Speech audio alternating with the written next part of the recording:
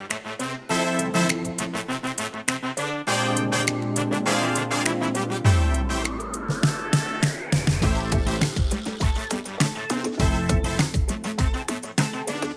இன்றைக்கி வந்து நம்ம பலூனில் வந்து ஒரு வால் எப்படி செய்கிறதுன்னு நம்ம பார்க்க போகிறோம். குழந்தைகள் வந்து வால் ரொம்ப பிடிக்கும். அவங்க இந்த வால் வந்து நீங்கள் செஞ்சு கொடுக்கலாம், ரொம்ப ஈஸி.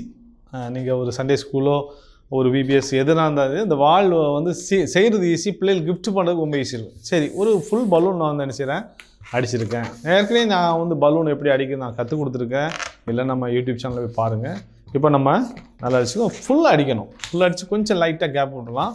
இப்போது என்ன செய்கிறேன்னா, இந்த எட்ஜில் நம்ம சிலுவைக்கு செய்கிற மாதிரி தான் இந்த பகுதியில் நம்ம வந்து ஒரு ஆங்கிலத்தில் எஸ் மாதிரி ஒரு எழுத்து, ஒரு எஸ் இவ்வளோதான். ஆனால் நம்ம இங்கே நல்ல ஸ்பேஸ் இருக்கணும், நல்ல ஸ்பேஸ் இருக்கணும்.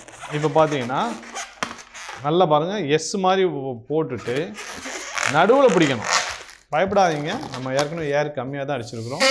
நடுவில் இப்படி போட்டுட்டு நம்ம என்ன செய்யணும், இந்த அளவை நீங்கள் கவனிக்கணும். இந்த ரெண்டு சைடும் உள்ள அளவு, இந்த வளையத்தில் அப்படி அமுக்கும் போது அதை ஒன்றும் செய்யலாம். ஜஸ்ட் ஒரே ஒரு திருக்குனா போதும். ஜஸ்ட் ஒரு ட்விஸ்ட் கொடுத்தா உங்களுக்கு அழகான ஒரு ஸ்வாட் வந்துடும்.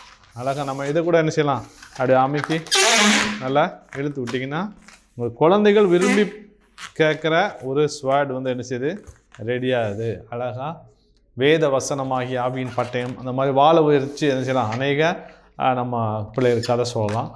பிள்ளைகளுக்கும் இந்த வால் செய்கிறது கொடுக்கலாம் கிஃப்டாக. ஏன்னா ரொம்ப சிம்பிளாக நீங்கள் செஞ்சிடலாம். ஸோ உங்கள் சண்டே ஸ்கூல் பிள்ளைங்க இந்த வால் வச்சுருந்தாங்கன்னா அவங்களுக்கு ஞாபகம் இருக்கும், சரி வேத வசனமாகிய ஆவியின் பட்டயம் இதை வைத்து தான் நாம் சாத்தானை ஜெயிக்க முடியும் அப்படிங்கிறது அவங்களுக்கு ஒரு சின்ன இதாக சும்மா சொல்லிக் கொடுக்கலாம். ஸோ இதை மாதிரி நீங்கள் எல்லாம் பலூனில் வெரைட்டியாக என்ன செய்யலாம், செஞ்சு கொடுக்கும்போது அந்த பிள்ளைகள் என்ன செய்கிறாங்கன்னா வசனங்களும் ஞாபகம் வச்சுருப்பாங்க. அவங்களுக்கு அருமையான ஒரு பலூன் கிடைக்குது, அந்த பிள்ளைங்க என்ஜாய் பண்ணுவாங்க. ஸோ இது செஞ்சு கொடுக்கும்போது உங்கள் சண்டே ஸ்கூலில் பிள்ளைகளுடைய எண்ணிக்கை அதிகமாகும், பிள்ளைகள் விரும்பி வாங்கிட்டு போவாங்க. Okay, thank you. அடுத்த இன்னொரு இமேஜை நம்ம சந்திப்போம். தேங்க்யூ.